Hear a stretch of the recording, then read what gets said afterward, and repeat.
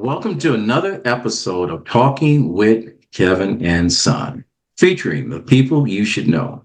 Hi, my name is Kevin Mclemore. I am your show host. I'm a four-time published author, matter of fact, an award-winning author. I've been a mentor, a coach, and some of my friends call me a mindset messenger. I don't know why, ask me later on. This episode is brought to you by RMK Productions and the 10 United podcast. Our mission is to give power to your voice, inspire, share stories and experiences perspectives using the framework of teaching, learning, and modeling. Our purpose is very simple. Hope, HOPE, helping other people every single day. Now, you've heard me say this before, and my guest is very special. He is one of these individuals. When you talk about what his objective is, successful people like our guest today, they create a framework around their day-to-day lives that not only enhances theirs, but many times they give back and they pour into others. Our guest today is a personal developmental coach. He's a leadership coach. He is a star of a highly rated podcast team, and it's called Time Tested Mastery Podcast.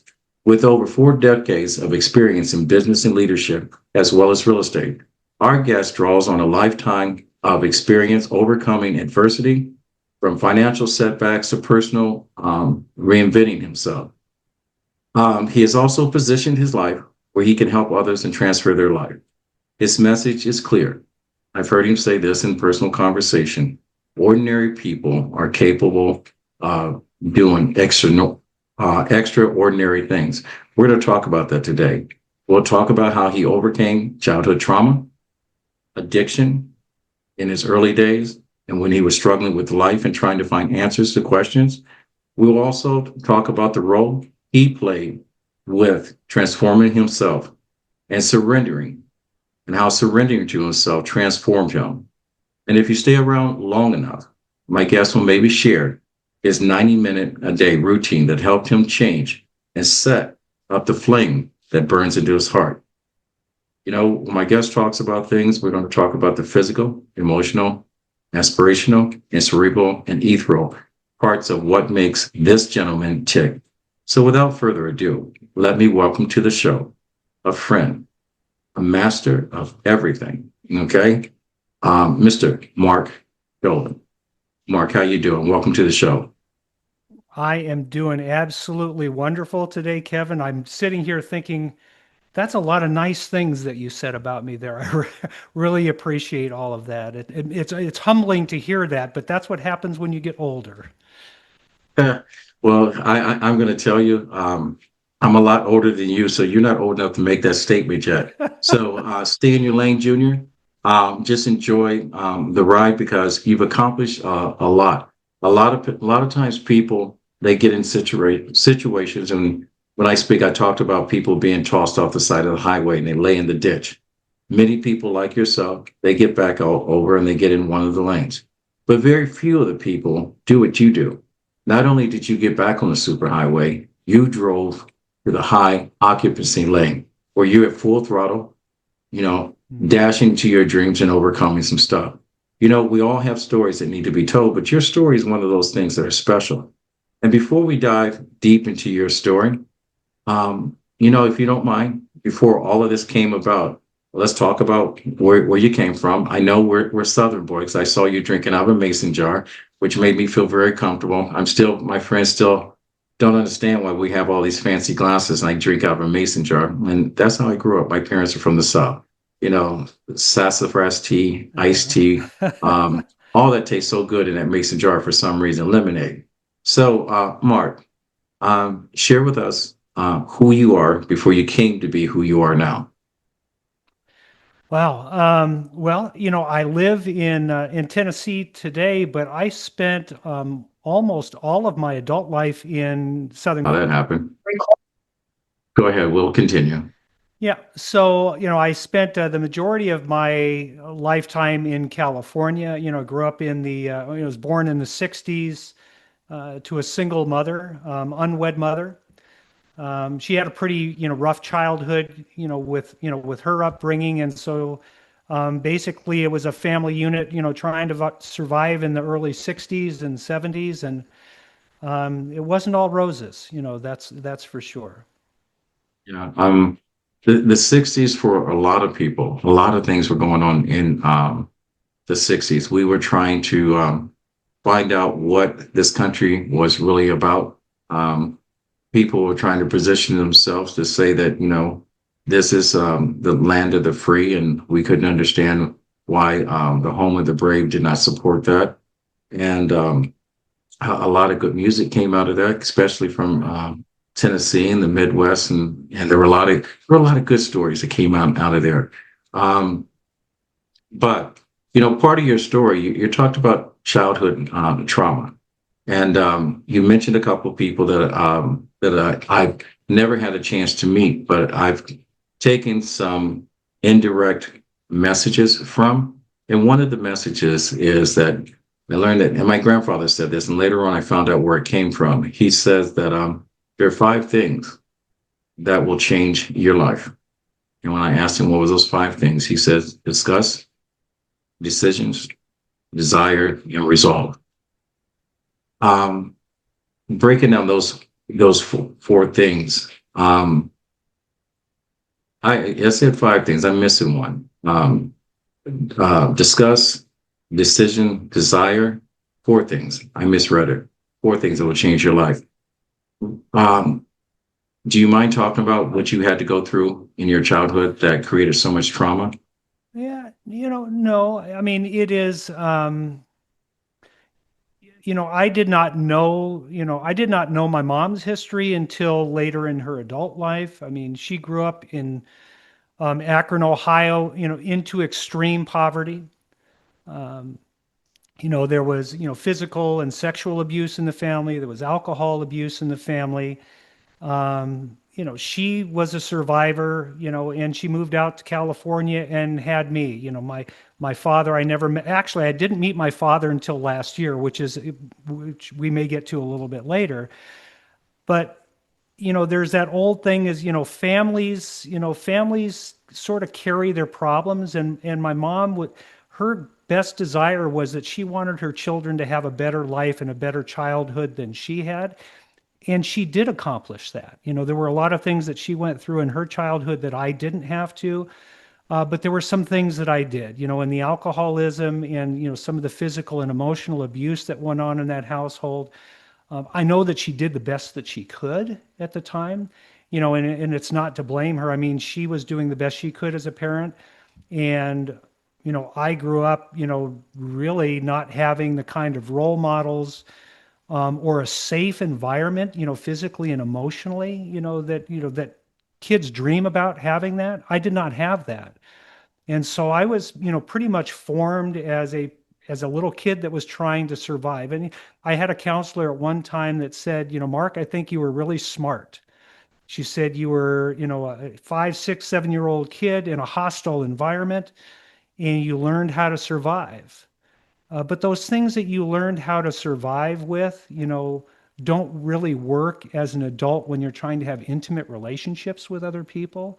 I mean, those skills will help you survive, but they're not really good when you're no longer a child that is powerless. I guess is the best way to say it. I was no longer powerless. I was not a 5-year-old kid that had to hide. Now I was an adult that was trying to raise children of my own. And the things that I learned as a kid, I did not want to pass them on to my kids. And unfortunately, I did some of them. It's hard to unlearn some stuff that's been taught to you. I often say that, you know, um, we learn things that's either taught or caught, and we pass them on to our children because we don't know any better. As children, we believe our first educators are our parents or aunts and uncles, grandparents, whatever. And a lot of times, they pass on information. I mean, I remember my uh, um, father used to punish us by instead of beating us, he made us do push-ups. And I realized that one day that push-ups weren't so bad. I learned how to do 100 push-ups and I looked good at thereafter. So I didn't consider it a punishment. But, when you are surrounded and I'm just going to assume you came from the same neighborhood that I did, middle class or lower middle class working family. No one was well-to-do. We had a couple of people in the block that had nice homes, but in my neighborhood, you had to fight to leave the neighborhood, and you had to fight to get back in. Um, what led and how early were you before you created a relationship with a substance that you call your addiction? How did it start? Why did it start? Um, well, well, I think I had my first drink at 5. I think I was at a wedding, and the adults were all drinking because that's what they all did, in the area that I was growing up. And I remember, walking around the pool and people would give me a sip of their drink, and watch me make a really nasty face because, that stuff doesn't taste real good when you're 5 or 6 years old. But I kept going back for the attention and everything. And I remember, so I had my first drink at 5. I started drinking, fairly regularly, I would say, whenever I had the opportunity at 9, 10, 11. And by 13, I was, pretty regularly, drinking and using marijuana. All right. High school, middle school, did you finish your education while under the influence, or how did that go? Play any sports? I did. I did graduate high school. I was not voted most likely to succeed. Was pretty sharp, so I was able to pick up information, but I didn't have to study, and I didn't really want to study. I was interested mostly in baseball, girls, and partying. I mean, that's what I was really interested in. And, sort of, it would change, from one to the other. I mean, my love is baseball. I mean, I absolutely love it. One of the things my wife and I do here is we go down and watch the college development team here in Johnson City, and they're playing all of June and July. So baseball is my thing. And I always make the comment, is that, what I lack in talent, I'll make up in effort. I'll make it up in effort and intelligence of the game. So, been a student of that. But the one thing I would share with you about a little bit different. We were lower middle class, no doubt about that. But I grew up in an area that had a lot of affluent people in it, and I was an outsider. I didn't fit in, and I knew that as a kid. And so when you talk about, well, how did, that addiction part of it process? I think part of it is physical. The addiction, I think some of it is physical, but the other part of it is that I never felt in, and when I put a substance in my body that would change the way I felt, I no longer felt separate from other people. And that's where, I mean, and that is, so it was, the addiction was really my savior. A lot of times it made me feel comfortable in situations that I felt uncomfortable in all the time. Mark, it's amazing. I interview a lot of very successful people, a lot of people that weren't academic, but had a lot of potential, a lot of desire. And I'm kind of downplaying how I grew up. I mean, if I told you that we had to wait till one of the neighbors left to go to work so we can go and put the extension cord into our outlet in order to run our refrigerator until they got home. That's how poor we were. And I, in my neighborhood, we used to play who was the poorest. Um, so, but it amazes me that someone in your situation, and there are many people that grew up like us that are just stuck and they never change. At some point, something happens to every individual. And I'm going to ask you, do you remember the moment, the day, the time, or the situation when that light went off and you said something's got to change? Oh, Kevin, it's a series of them. It's a series of them. Um, the first time I stopped drinking was at the age of 27. So, I runned and gunned for a long time. I mean, I went for a long time.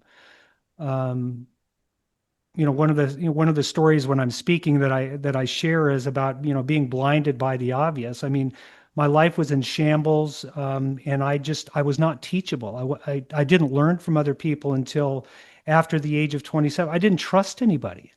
I had no father figure that I could trust.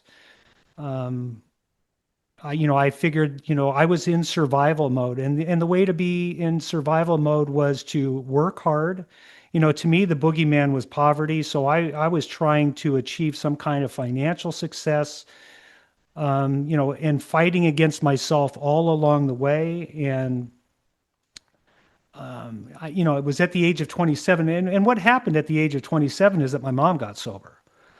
And, which is really strange, is that the woman that raised you, that you thought was, a little bit crazy and a little bit nutty, over a lifetime, of stories, when she gets up and tells her story and says, I thought I was crazy and I found out I'm an alcoholic. And, that light went on when she said that. Because when she shared that, that first time at that meeting, I heard her share that, I was sitting there saying, yeah, she is crazy. She was crazy, is what I was thinking. Mhm. And then she said, no, but I'm an alcoholic. And it was the first time that it opened up my mind that there might be something different out there. And, about 6 weeks after that, I ended up not drink. I went to AA for the first time and stopped drinking. All right. Um, do you mind if I ask you how old you are right now? Sure. 62. 62. You're a little bit younger than me. How old were you when the light went off? And how long after you saw that light did you start to make changes? And talk us through the process of making that change. Well, at the age of 27, I fully put myself into 12-step programs and got help. I mean, I became teachable in a hurry at that point. Was very hungry for a solution. I mean, I didn't want to feel the way I was feeling. And for anybody that has an addiction problem, they know that when they stop whatever the substance is that they're using, that they don't usually feel better. I mean, it's like a train wreck. I mean, you stop drinking and then the cars keep piling. I mean, it doesn't stop. It gets worse for a little while. And so I did what the people in 12-step recovery programs told me to do. And I stopped drinking and using all other substances, and my life got better in a hurry. I mean, when you're not doing that, things change in a hurry. And the other thing that happened at the same time was about a year and a half into that, stretch of sobriety. I met a man that, now that I was teachable, there was a man that entered my life. His name was Tim Wood. He was a real estate broker in, Big Bear Lake, California, and he was a larger than life powerhouse of a real estate guy. He worked 100 hours a week, and I mean, he taught me what to do and what not to do. I mean, there was a lot of things that he did that, I probably wouldn't want to repeat for myself, but he taught me how to apply being open-minded and teachable to business and the rest of my life, just like I had done to overcome my addiction. And that's when my life changed. Wow. At 22 years of age, you're 27. standing 27, 27. you're standing at that crossroad, looking at that four-way intersection where you can either continue straight down the path that you're on, you can turn right and go in the direction that Mr. Tim Woods has taken you, or you can turn left and take a chance and say, and I'll get there when I get there. Um, so, what were the three? I'd say three or four things that Tim taught you that kept you on track. Because I will tell you, I've known so many people that have gone through the sobriety step program, and as soon as they get clean, they start counting the days. And then before you know it, they start counting the nights. Before you know it, they become part of an a cappella group that's counting the days. And all of a sudden, someone hits a bad note and brings in a little elixir, and they say that, one drink won't hurt you. And before you know it, the whole band is going down the tube. How do you prevent, or how did you prevent from following Tim's advice? And what advice did he give you versus saying one drink won't kill me? Well, Tim's direction in my life was more about business, Mhm. and it was more about financial. In fact, if anything, I probably had a positive effect on his drinking. I mean, he was not, he was not somebody that I ever drank with. Um, he was a business mentor, and when I came to work with him, um, it wasn't about drinking. It was about how to be successful as a real estate salesperson. So some things that he taught me. One was he almost it was almost like he said, it's never enough. He would set a goal and we would achieve that goal, and then he would set a new one. And then we'd achieve that goal together as a team, and then he would set another one. And it was like, when do I get to arrive? When do we get to stop this, constant, fighting, moving forward kind of thing? I mean, I thought at first when you stopped drinking that everything would get better. I thought when you made some money that everything would get better, and that's not the way that life is. And my experience working with Tim was that life is an ongoing journey that is a series of steps that it's really never ending. It hasn't ended. I'm 62 now. It has not ended. Right. Um, you married. You have 5 kids, um, 2 boys, 3 daughters, a beautiful wife. Um, with this, is this a story that's been told in your household, or to be original, or is this the story that we're going to tell later on in the show, the original story? How did your family look at Dad and their husband, knowing that this was your story? Well, the three older children are from a prior marriage. And so when I say that families, tend to pass down, a lot of their issues, my three older children did not get the best part of me. I would say that, they got the worst part of me. Um, and I think if you were to ask them that, they would say that same thing. So they know it, it passed down, the addiction passed down to at least one of my kids. Um, when my, now ex-wife and I split up, it was shortly after I stopped drinking that we split up. And I met my wife, Carrie, now, a couple of years later, because my life changed and went in a different direction. When we first met, my wife, Carrie, and I, she would hear the stories about the past and she'd say, that's not who this guy is. This is not who Mark is. I mean, she'd hear the stories and think, that's a great story, but that's not the experience that she had with me. My sobriety story, doesn't end at 27. I mean, there was a point in time where I drank again, and drank again for 13 years. And so Carrie and my older kids, or my younger kids, Erica and Amy, were shielded by Carrie quite a bit for that stretch. But Carrie got to see it. Carrie got to see it. And, addiction is devastating to families. And I guess that's probably how I'll end it, is that, my story has a good ending so far, but we're never cured of it. We have to work at it. Well, here's a good way to finish it. When I went into a treatment facility this last time, the doctor that ran the facility said, people with addiction have a blessing that they don't know. And I'm thinking, well, what are you talking about? How can you call addiction a blessing? He says, well, some people get up, and they have this burr under the saddle. And that's what having the disease of addiction does, is you have a burr under the saddle that drives you. You're always a little bit uncomfortable. You're a little bit, there's a tenseness that drives people. There's a dissatisfaction that drives people that have the disease of addiction, that drives them to do things. And in order to overcome the disease of addiction, there are things that you have to do spiritually to overcome that.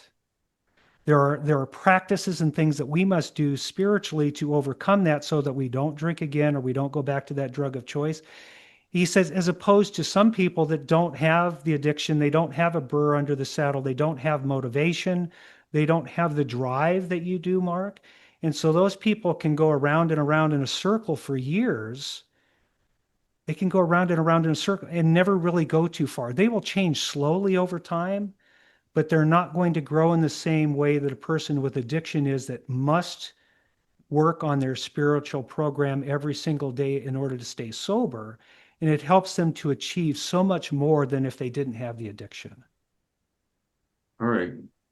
Ladies and gentlemen, we've learned the personal side of Mark, and I don't want to dwell too much deeper than what we've already have, because it takes a big man to come on a national program or a global program and allow people to know the one side of his life when we see the other side every single day. But there's always a beginning, middle, and end to every story. And we have not yet gotten to Mark Dolan's end of his story. We have gotten beyond the beginning, which he's starting over. There's a rewrite, there's a part two, there's a sequel, and there's a series. And we'll talk about that.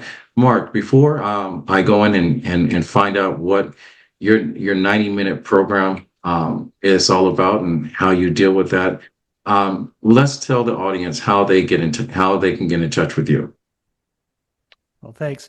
So the best way to reach me is through my website. That address is www.timetestedmastery.com.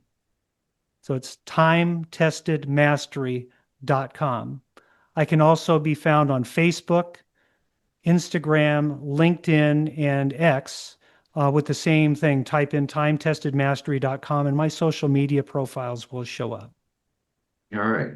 My grandfather taught me, and I use this tagline at the end of the show, and I'm going to say it prematurely. He says, when you get to a place in life that you can help someone else out, he said, it's your duty to do so. He said, reach one, teach one. Now, you have a very, very powerful podcast. You have a very powerful story that needs to be told. Life is about two things: chance and choice. And you have taken the chance to have a better life, and you've chose to leave whatever it was behind you and not carry it forward with you. Tell us about your podcast and what is it all about? Why do you do it? Well, time-tested mastery originally started as a way to teach salespeople sales skills, and I was told over and over and over, the best thing that you can do is to be yourself and to share your story. So it's a combination basically of taking the things that I learned over a 40-year business career, whether it was in counseling, whether it was from mentorship, whether it was reading and study, where people came into my life and they gave me the answers. They helped move me forward with mentorship and teaching me life lessons that were time-tested principles. And this is my way to share that back with other people in the same way, if that makes sense. I know there are young men that are just like me at the age of 21 or 22 that don't have strong role models, that either are suffering from addiction, or they have childhood trauma, or they're in the sales business looking to build a career. And I want to share with them the ways that I overcame the demons that I had to deal with and the struggles and the adversity that I had to deal with, and share with them those skills to do that. Well, you do know that you said you're a man of faith, so you know God doesn't promise us the next 60 seconds. And you have a wonderful podcast, but a lot of us are slow learners. Mark, I need a book. When are you going to write a book? And let me ask you this. I'm going to put you on the spot. If you were to write a book, what would the title be? What would it? It would be don't settle for slow change. Transformation is required. Transformation is required. So many people settle for so little. And I guess the easiest way for me to express it is when I talk with people, transforming who we are, with God's help, of course, is where the greatest change is going to take place I think our goals are too low. A lot of times we only want to do enough to get by. And when we commit everything that we can to personal development and growth, amazing things can happen. So it would be don't settle for change. Required transformation is required.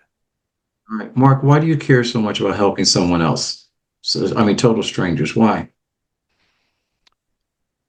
Um, it's probably a 12-step recovery principle is that the only way that we can keep what we have is to give it away. So people that are familiar with 12-step groups will hear that. I had a mentor, Jim Rohn, that said, if you hear a good idea and you tell 10 people, they get to hear it once, but you get to hear it 10 times. And so part of giving it away also means that I stay in the game. It makes me that much stronger. And it basically keeps me on the path that I need to be on as well. All right. I said at the top of the show, I say it clear as day, and this is something I've heard you say. Ordinary people are capable of doing extraordinary things. Break that down for me, Mark. All right, because I know a lot of ordinary people that won't get out of bed in the morning. They keep hitting snooze. Talk to me. Well, so many. Oh, well, I'm a musician too. That's one thing that we haven't talked about. And for a long time, I thought that in order to be a musician, you had to be like the Eagles, or you had to be like the Beach Boys, or you had to be famous. You had to be Michael Jackson famous. In order to be worthy, you had to be something that was famous and extraordinary. And what I found is that's not true at all. About 10 years ago, I started playing music with, friends at open mics and different things. And there are hundreds of thousands, if not millions of musicians that are quite talented. The fact that they don't have a record deal does not make them irrelevant. Um, and that same principle, for a lot of the people that are in the public speaking business or they're getting started, there's something called the imposter syndrome. And that is like, who am I? Why would anybody listen to me? That's the thing that goes through my head. Why would anybody listen to me? Well, because everybody has something worthwhile that they have to share with others, and we have to stop trying to be a celebrity, I guess. Mhm. Trying to be famous and just start being yourself. All right. Mark, you ever, at this moment in your life, because a lot of things are going for you, you ever get moments that you get to that dark place where you don't see the light, that you revisit that place when you're stuck? And if you do get down to that path, because it's normally because we get something happens in the back of our heads, and it happens to all successful people. Um, Tell us how, if you feel stuck, and talk to the audience. And when I say talk to the audience, I'm talking to the college graduate that just graduated. He's or she is 50, 60, maybe $100,000 in debt, and working a job that they would have gotten if they had just spent 3 years in the business world and got promoted to entry level management, or got a degree that doesn't garnish them a job that will cover their expenses, and they feel like the world is against them. And I will tell you, I lost a 21-year-old kid to he gained his success one week and he overdosed on his success the week after. And so I want to speak to those young people that don't have Tim or Jim Rohn in their life, or like me with Les Brown and some other people. Um, when you get to that dark place, you feel stuck. How do you get to the light? How did you get to the light? And what advice would you give to a young person today? Uh, ooh. Well, and I am going back to that place. I mean, that's a scary place to be. It's a very, very scary place to be when you have no hope. Um, the best suggestion and what worked for me was to pray. Was to pray. Um, you know, to pray for God's help, because God is always there. God will never let you down. I've been let down by a lot of people over the years. I mean, haunted by the people that let me down.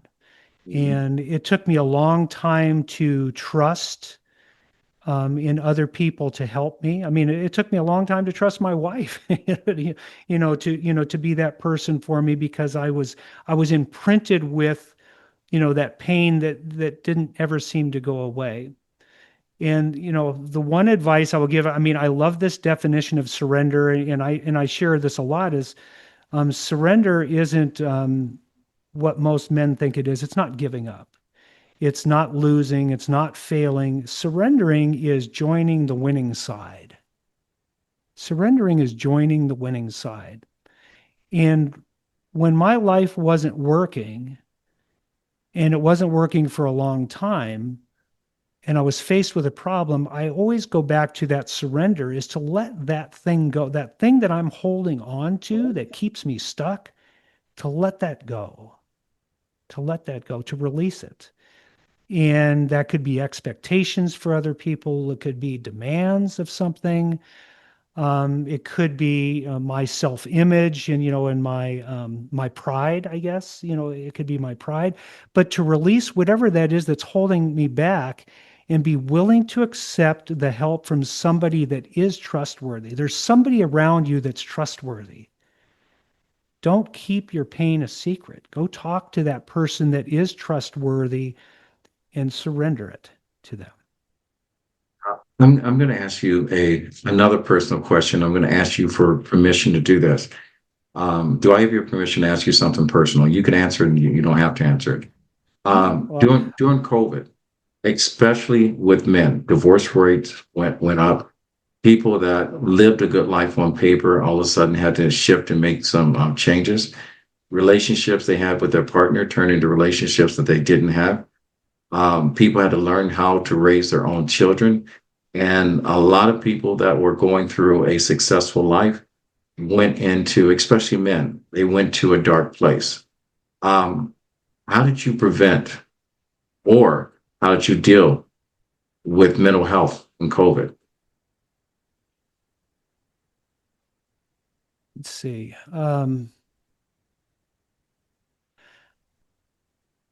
Well, yeah, I'm thinking back to COVID. I mean, there were a lot of changes that took place. It was difficult. I'm trying to um well, this is probably a good time, Kevin, to go into that 90 minute a day routine that I go through. Let's go. Let's do it. Yeah, yeah. I mean, it's probably a good time to do that. My new sobriety date is 9/10/11. That's a really easy day to remember, 9/10/11. I don't ever want to give it up. I don't want to give it up for a lot more reasons than that. But from even before that period of time, I had started a routine where I was reading information that would be helpful to me from a recovery standpoint. For the people that are, AA people, reading 2 pages a day out of the big book, reading 2 pages a day out of the 12 and 12. If you're in other recovery programs, you can read other things. Um, Today I read scripture along with it. Sometimes I read, books that are related to a particular skill or a philosophy that I'm investigating. But I'll spend 90 minutes every morning with a combination of reading, those things as reminders. Remember, you said we forget things. I have to keep reading them over and over and over. Mhm. Reading scripture, and then spending time to write 3 pages in a journal every single day. And I'm not talking about a small journal. I'm talking about the big notebook pages. And I got that idea from a book that I had read, The Artist's Way by a lady named Julia Cameron, probably 25 years ago. And it has become this spiritual moment where I'm putting the information that my soul needs to hear every day. I'm writing, my innermost thoughts, my innermost feelings, my innermost fears, my deepest desires down on paper, putting it in front of me. There's something special about having your hand write it down, your eyes see it, and you're thinking it at the same time, if that makes sense. Um,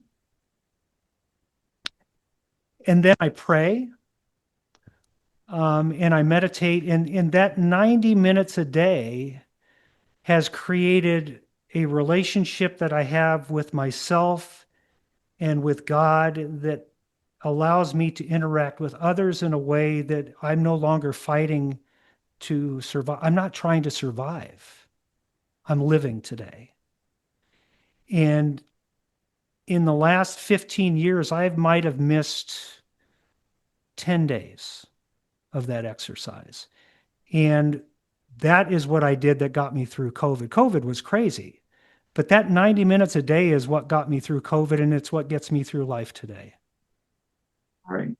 Um, on paper, when we talk about or read about the Mark Dolan story, you're very successful, extremely successful in speaking, mentoring, coaching, and in the field of real estate.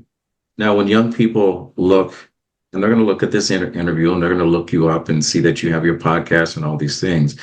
And because I know I have this conversation, we see the things that we accomplish. And I always say that, I don't talk about bad about money unless you're not doing good with money, then money becomes bad.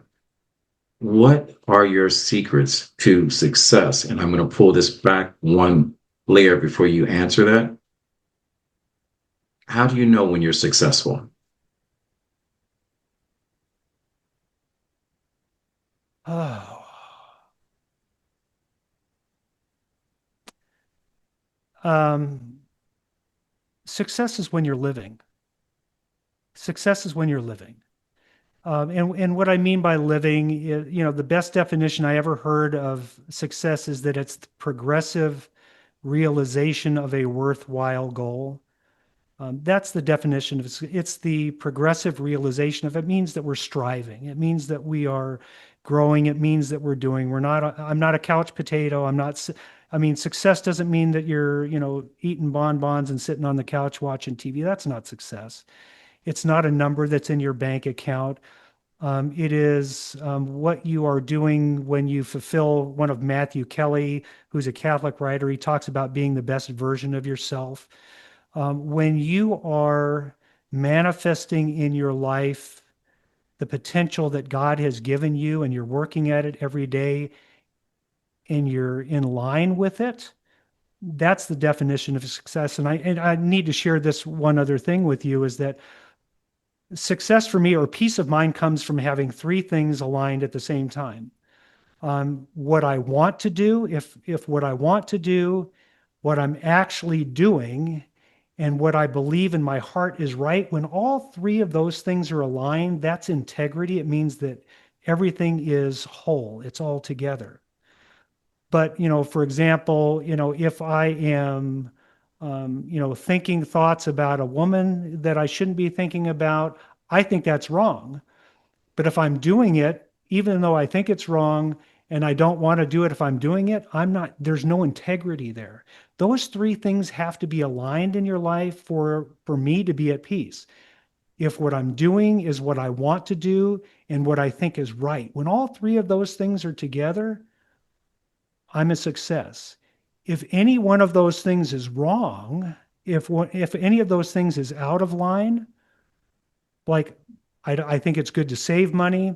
I think it's good to do that, but I'm not saving money. I'm not saving a certain percentage of my income, for the future.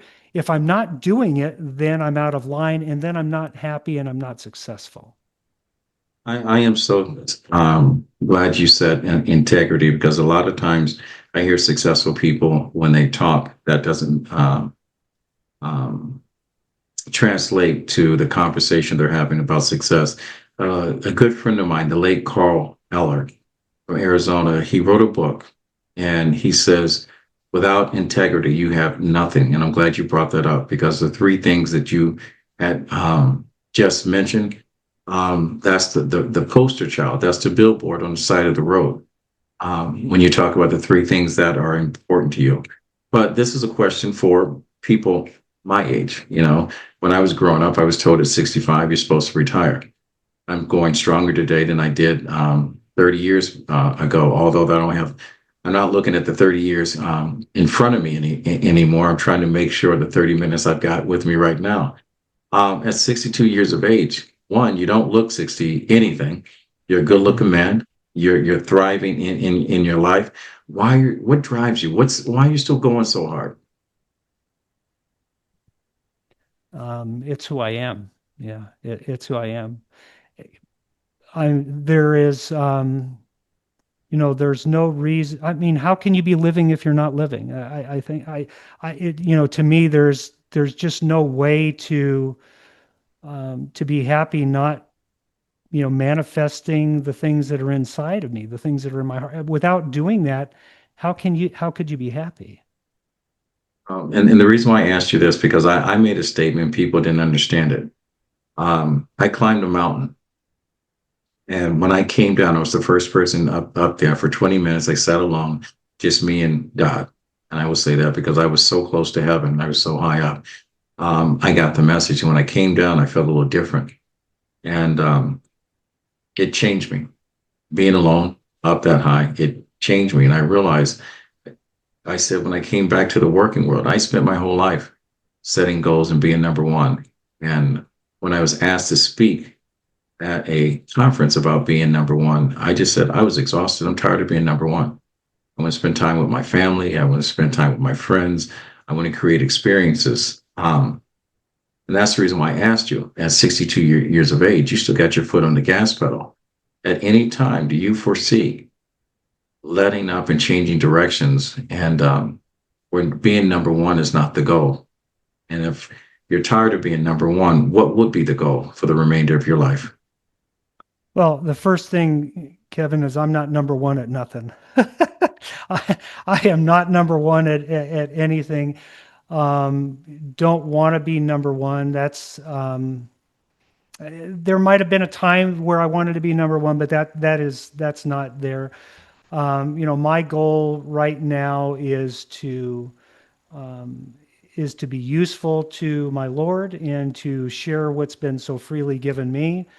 In the future, if I can take my wife along with me, to travel and to speak and share this message. That's what I want to do. That's what I really want to do, and that will be successful. And I think I will do it until I can't do it anymore. And it's not being number one, and it's not about money. It's just that's what I feel like I need to do. Right. I'm going to make this interview personal for you. This is going to be your swan song. You got a beautiful family. And I mentioned earlier, I learned this from Mr. Dave Sanders. He was the one individual that helped people off the plane when that plane went down in the Hudson. And he wrote a book, Moments Matter. And talking to him, I asked him a question: what would his children say to him 24 hours before he boarded that plane and his whole life changed? What I'm going to ask you is, I'm going to paint you a picture. Your family is sitting at one of your favorite places. You're on a beach and a bottle comes ashore. And inside that bottle, there's a note from you. You're no longer here, directed to your wife, and then a note for each of your children of you sharing what was important to you and what life lessons that you want them to carry on. By starting with your wife to your oldest to the youngest, we're going to open up that bottle. We're going to start reading the notes. What would your notes say to your wife? Oh, it would be thank you for loving me, because she saved my life. There's no doubt about, um, the love that she gave, the frightened little boy. It would be thank you for loving me. And thank you for letting me, live the life that I needed to live. And I hope that I brought you as much joy as you brought me along the way. Um, the each of the kids, the message is the same. I love you. I want you to live your life, with the same kind of abandonment that you saw me live. Learn from the lessons that you saw me where I failed, but don't be afraid to make mistakes because you can always correct them. Right. So to the family, this is your dad's love song, love notes to you. He's a talented musician. Hopefully, he'll put this in a song in a tribute to all of you. And the reason why I do this, especially with men, is because we're not emotional creatures. We always don't tell our loved ones how much we appreciate them. We assume that they already know because of the hard work. And sometimes we think it, but we don't say it. So now that you have taken the lid off the bottle, your wife knows, all your children know, and this will go on forever.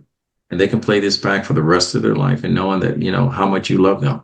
So I'm sorry I set you up that way, but you know, I hope when I get interviewed on your show, you do the same thing for me for my kids, because I often don't say what I want to say because I'm always teaching and preaching.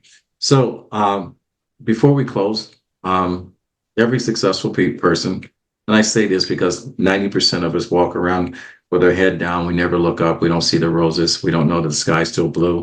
We don't know if we look up at the clouds that there's patterns in the sky and our imaginations just run wild. All we know is what social media teaches us. So how do you not feed your distractions? You guard your schedule, and guard your mind with walls. Yeah, you guard your schedule and you guard your thoughts with walls.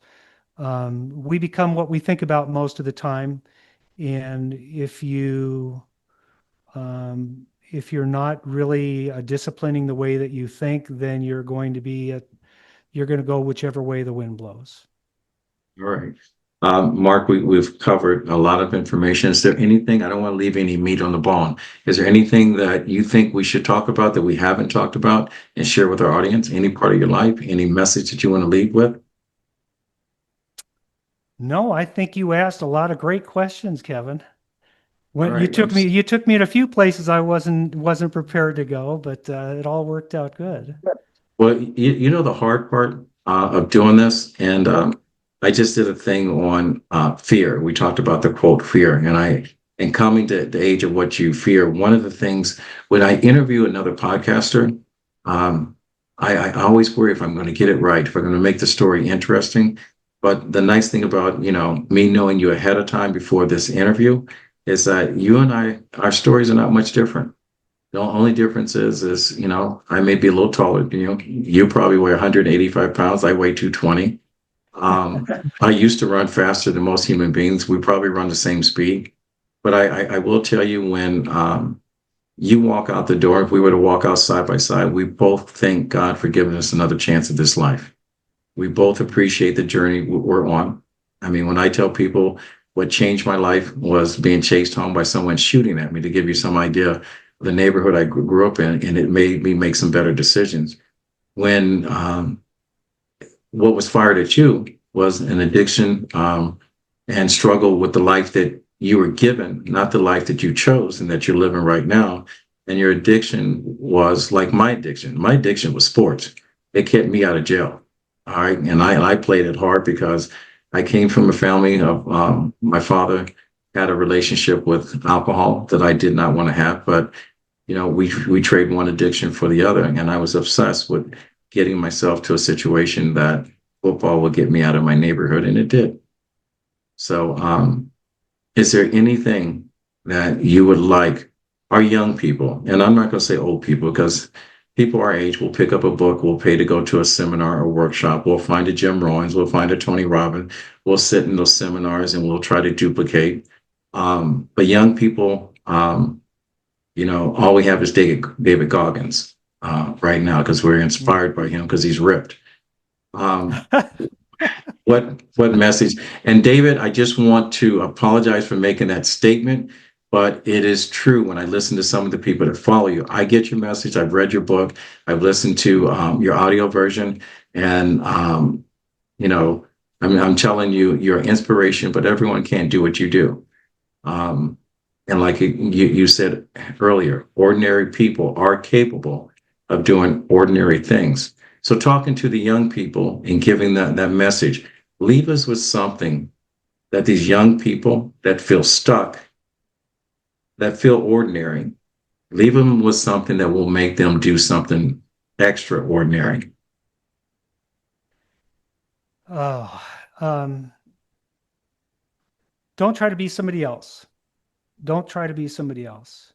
Don't compare yourself to someone else. Um, I can't remember who said the quote, the journey of a lifetime or the privilege of a lifetime is to be able to be yourself. I think it's something along that line. The most success that you can have, the most happiness you can have, going to my life is to be authentically yourself. Don't compare yourself to someone else. Don't try to be someone else. Try and be the best you that you can be. Part of that is chasing your dreams. Part of that is fighting, your fears. But more than anything, I would say don't be alone. Man was not designed to be alone, and don't live an adult life like I started mine, being all alone. Trying to do it myself. We can't win on our own. We just can't win on our own. We have to have other people. And that's part of the beauty about the journey that I'm on today is the collaboration with you, Kevin, and with so many other wonderful people that I'm meeting, is that we're not doing this alone. We're doing it together. Seemingly ordinary people like myself, and I say like myself, I'm a pretty ordinary person that has been able to do extraordinary things because I didn't give up. And I'm not famous. Um, but I'm me. And that's all you have to be, is the best you that you can be. Well, you're famous in my book. Um, I've always been taught to surround myself with like-minded people. So as a podcaster, you probably do the same thing in your closing. You ask people to like, comment, or subscribe. I'm probably the only person that's doing this business, and I will tell you, I only want you to like, comment, and subscribe if you're an individual, like my guest today, and have a high call to action. And the reason why I say that, the people in my circle, they don't drive by an accident, they stop to help. I'm going into my fourth year as of next week, August 4th, of doing this podcast. And I've had 7 people after one of my guests has answered the same question, or they're asked, that I'm about to ask you. The first person received a $50,000 endowment. She was a school teacher in Bronx, New York. The 7th person, and he's famous. He's living with sickle cell anemia. He is Steve Harvey's co-host. His dream is to create a center that will allow people with sickle cell to get medical treatment at no cost and no discomfort to the family. And someone had heard the podcast in Houston, Texas, and donated 35 acres of land so he can build his building. So knowing what you know, if I were to ask you, if you had one ask, and I would say make that ask big, ASK. I don't want someone to take my Midwestern enunciation or pronunciation of a word and say I'm cursing on the podcast. But I'm just curious, Mr. Mark Dolan, what would your ask be? Yeah. My ask is, if you're listening today, and if you're a person that needs a relationship or a friendship or a connection with somebody that will encourage you and inspire you to keep going when things are tough, I want you to reach out to me. If you know somebody else that needs to hear that message, I'd like for you to put me in touch with them or put them in touch with me. And, whether it's one person or whether it's an audience, um, it would be an honor for me to be able to share my message and my story with those people that could most benefit from it. So And, that would be my ask. That would be my and how would ask. people get in touch with you? Easiest way is to go to www.timetestedmastery.com. You can reach me by email there or on my social media accounts. Anywhere where you choose to send me a message, I will respond. And I look forward to being of help anywhere I can. And the name of your podcast and where can we find your podcast? If one of my guests or anyone listening wants to be a guest on you, how do they contact you and what are you looking for as far as guests? I'm looking for personal development, sales skills, people that are growing, that are challenging, that are changing. The podcast is Time Tested Mastery, Life Lessons Sell. You can find it on iTunes, Spotify. We have a YouTube channel. You can find it anywhere where you go to podcast. You'll be able to find it. Time Tested Mastery, Life Lessons Sell. And I think that is the way to find me. All right, you're going to make me finish my book on selling. I'm motivated now.